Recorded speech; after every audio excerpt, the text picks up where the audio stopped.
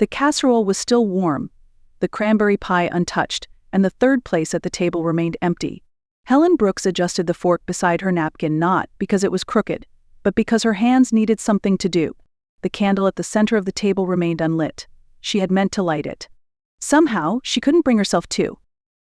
The house smelled of rosemary chicken and slow-cooked cider. She had cleaned everything down to the old photo of their family trip to Colorado, still framed on the shelf near the fireplace. It had been years, but she still slept on the left side of the bed. Not because she missed her late husband more from that side, but because it kept her from rolling too far into the empty space beside her. At exactly 6:58 p.m., the front door opened without a knock. No greeting. No warmth. Just the scuff of boots on the welcome mat she had crushed herself. Jason entered first. He wore a windbreaker, no scarf, holding a phone in one hand and scrolling with the other. Behind him was Vanessa, 6 months pregnant, wearing a designer coat and a handbag that cost more than Helen's car. Her eyes roamed the room like she was scouting a property. "Still got those popcorn ceilings, huh?" she muttered. Helen stood. "Dinner's ready," she said, soft but clear. Jason nodded without looking up. "Smells good," he added absently. Vanessa laughed lightly. "You made all this? That's adorable." They sat. The silence was heavy, broken only by the soft clink of cutlery. After a few bites, Jason cleared his throat. "So Vanessa and I were thinking we'd stay here for a bit. Just a few months. Until after the baby." Helen didn't respond. "You've got this big house, and it just makes sense," Jason continued. "Maybe you'd be more comfortable somewhere quieter. Like, a retirement home." Or, Vanessa added with a smirk, "You could just stay and help around here. Cook, clean grandma stuff." Helen looked down at her cranberry pie. Her hands had trembled while making it. She had held the mixing spoon like a lifeline. She looked up slowly. "You've both made yourselves at home," she said. "Just don't expect me to serve." The next morning, the kitchen looked like a page out of a modern catalog. A brand new chrome toaster gleamed on the counter, its cord stretched across the tile like it owned the space. Helen noticed it the second she stepped into the room. The ceramic jar where she kept her handwritten recipes was gone. She opened the drawer beneath the microwave. Her tea tins were missing every one of them. In their place sat a row of sleek metal containers still sealed. No handwritten labels. No scent of chamomile or mint. Just uniform, soulless design. She opened the pantry next. The jars she had collected for decades, preserves, dried herbs, spices from old road trips, were pushed to the back. Boxes of prenatal vitamins and plastic snack containers now occupied the front shelves. On the floor lay a torn cloth bag of dried beans she had brought home from Maine. Helen bent down to pick it up, but paused when she heard Vanessa's voice. "It smells old in here," Vanessa called from the hallway. "Not vintage old, just dusty." Helen didn't answer. Vanessa walked into the kitchen, her phone in one hand, her other hand resting on her belly. "Do you use mothballs?" she asked, nose wrinkled. "It's cedar," Helen whispered. Vanessa shrugged. "Not exactly baby-safe, just saying." She reached into the cabinet above the stove and pulled out a chipped mug, the one Helen's husband used every morning for nearly 30 years. The handle had a small crack, but he always said it gave the cup character. Vanessa barely looked at it before tossing it into a cardboard box labeled "Donate or Toss." "I'll take care of those," Helen said quickly. Vanessa blinked like she hadn't heard her. "Sure, whatever works." From down the hall, Jason's voice chimed in. "Can we keep it down? I've got back-to-back calls this morning." He didn't wait for a reply. Helen stood in the middle of her own kitchen, feeling like a guest in a showroom. The smell of rosemary had vanished, replaced by the scent of plastic wrap and shipping tape. She turned back toward the trash bin and found it half full with things that once held memories. And no one had even noticed.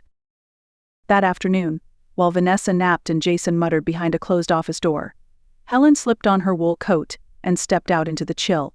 The air bit at her cheeks, but she welcomed it. It reminded her she was still alive. Still hers. She walked 3 blocks, past the oak trees shedding their last golden leaves, until she reached the corner diner, Maggie's Place. The bell above the door jingled, and the warm smell of coffee and cinnamon toast greeted her like an old friend. Behind the counter, a familiar face lit up. "Helen Brooks, well, I'll be." Maggie Lynn stepped out from behind the register, wiping her hands on her apron. "Hot cider, right?" Helen nodded. Still remember? Always. You and Tom came here every November. Helen took her usual seat at the corner window booth. Outside, a boy chased a dog through a pile of leaves. Inside, a young couple laughed over pancakes, their hands occasionally brushing between bites.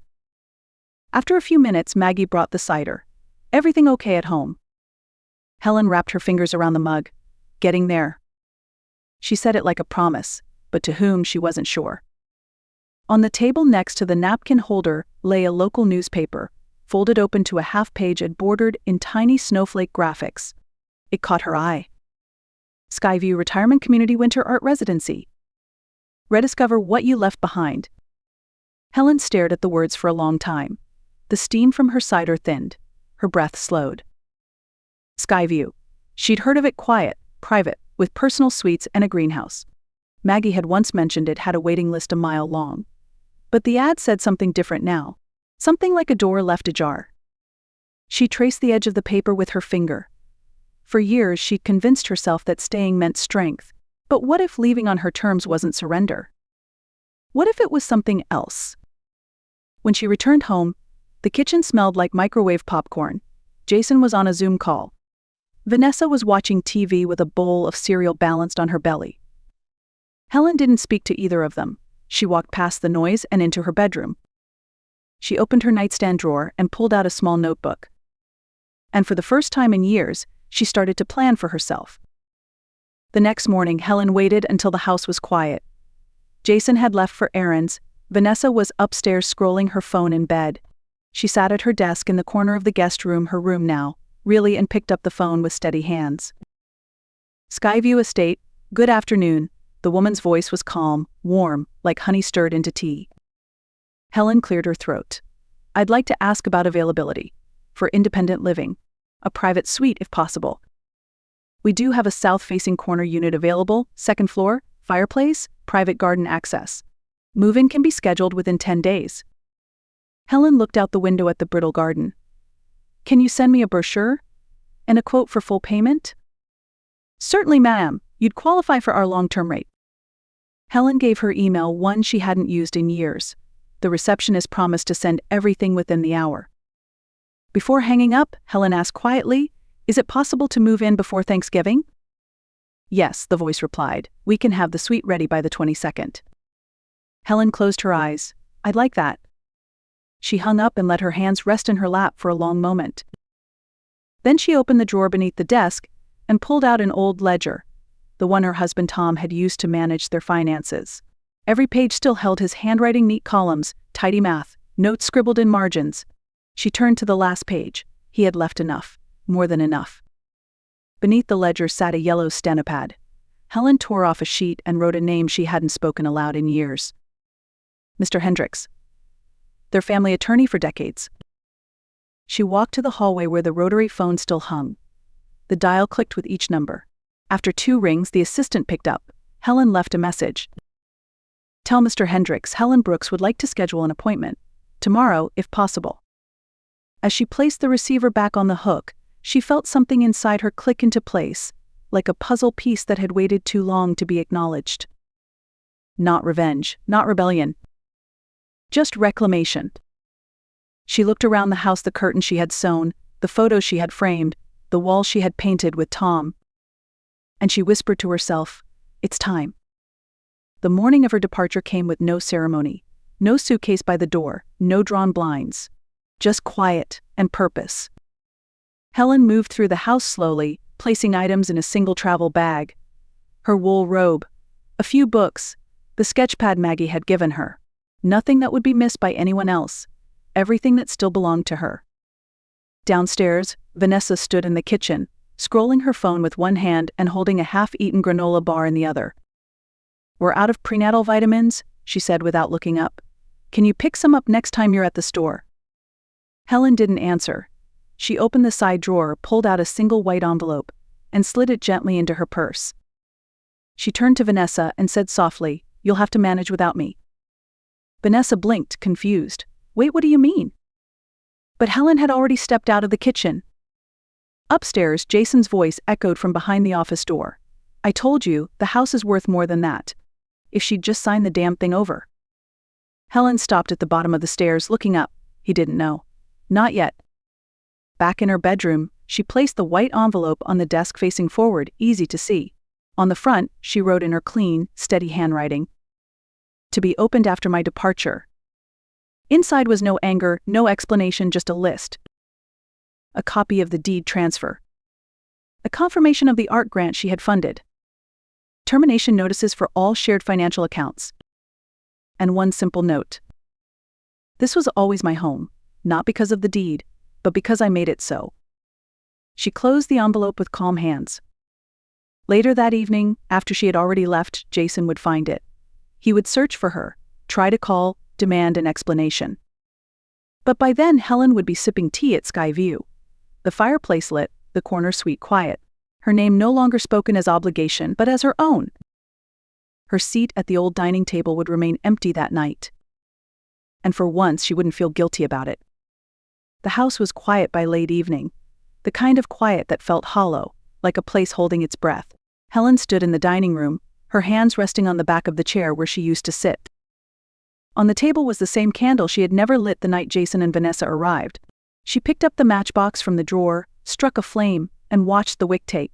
The soft glow flickered for a moment, then held steady. This time, it wasn't for dinner. She didn't set the table. No napkins folded into triangles, no crystal glasses, just the candle and its small, unwavering light. The warmth from the flame touched her face. It reminded her of quiet nights before everything shifted. Back when meals meant conversation, not negotiation. When love wasn't measured in convenience or guilt. Somewhere down the hall, Vanessa laughed at something on TV. A bag of chips crinkled open. Jason's voice rose in complaint from the study, too muffled to matter. Helen sat in silence beside the candle. The soft hum of the refrigerator, the tick of the clock on the wall, these were the only sounds that kept her company now. She didn't feel bitter, only still. Her eyes moved slowly across the room over the photographs that hadn't been taken down, the worn edge of the rug Tom had chosen, the corner where the Christmas tree always stood. It no longer looked like home.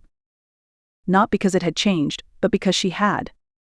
She reached into her purse and pulled out a sticky note. On it, she had written a single word in ink that didn't shake. Departure.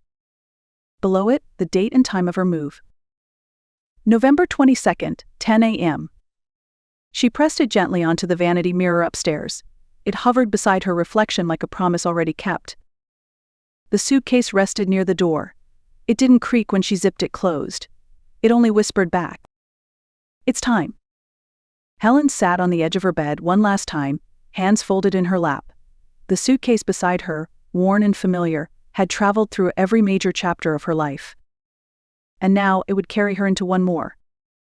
Not away from something, but toward herself. The sun spilled gently through the garden room's windows, painting the hardwood floor in quiet gold. Outside, the last leaves clung to the trees, defiant and trembling. Inside Skyview, everything moved with intention. No one rushed. No one explained themselves. Helen sat in a soft armchair, her fingers curled around a ceramic mug filled with cinnamon tea.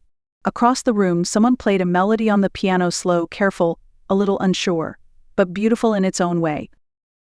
From down the hallway came the faint sound of a choir rehearsal. Laughter floated gently like steam from a warm cup. There were no expectations here, no raised voices, just space. Maggie Lynn appeared at her side, wrapped in a handmade shawl that looked like something out of a coastal knitting magazine. Told you it'd feel like breathing again, she said, smiling. You were right, Helen whispered. Maggie pointed with her chin toward a long table in the corner, where a few residents sat painting small canvases. They were laughing about pie crust recipes and watercolor brushes. After brunch, I expect you there. They're painting orchids today. Is it required? Helen teased. No, but I'll guilt you into it anyway. The Thanksgiving brunch at Skyview was simple. Slices of roast turkey, cranberry compote in delicate porcelain bowls, cornbread muffins warm enough to melt the butter. No one went around the table saying what they were thankful for. They didn't need to. It was in the way people passed the sugar.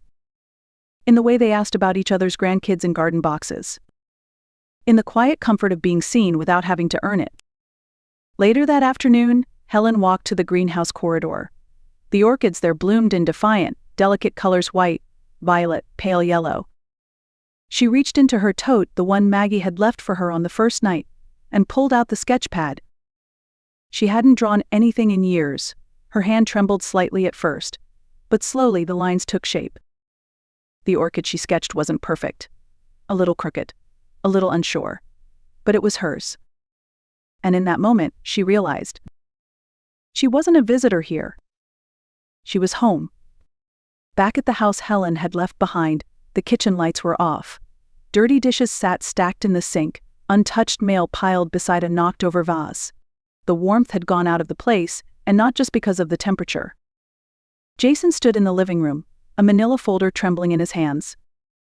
"What do you mean it's not in my name?" he snapped.